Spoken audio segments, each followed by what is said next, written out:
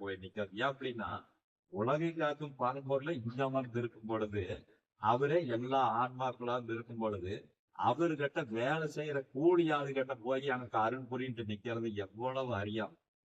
அத நம்ம அந்த டீம் செட்டப் பண்ணணும், பெரிய பண்ணணும். அங்கதானே கொண்டு போய் நம்மை நிறுத்திட்டாங்க. முனீஸ்வரன் திட்டம், கற்பனை திட்டம்னு. ஏன் அப்படின்னா, இப்போ தடிக்கு விழுந்துட்டோம். ஊருக்குள்ள எவன் பக்கத்துல வைத்தியம் இருக்கிறானோ அவங்ககிட்ட போறோம்.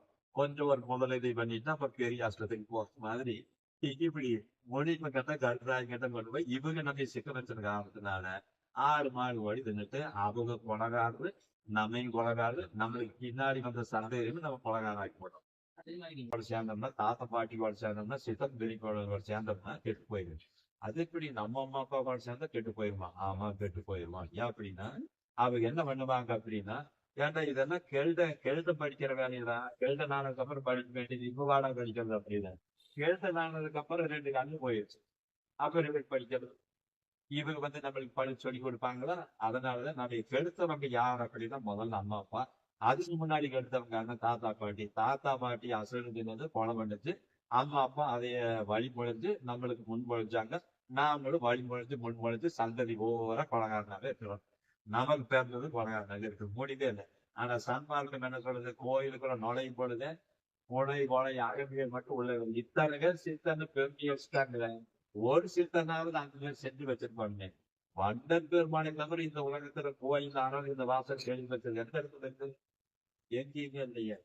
அவர் மட்டும்தான் கொலை அகற்றிய மட்டும் உண்டவர்கள். நீங்க எல்லாம் வரவே வேண்டாம். ஆனா சோதிக்கிற இடத்துல எல்லா கழுதைகளையும் போங்க. குடியாருனா கற்பழிக்காரனா எவனோ இருக்கு வேற என்ன போங்க தின்னுக்குங்க. எங்க வரக்கூடாது?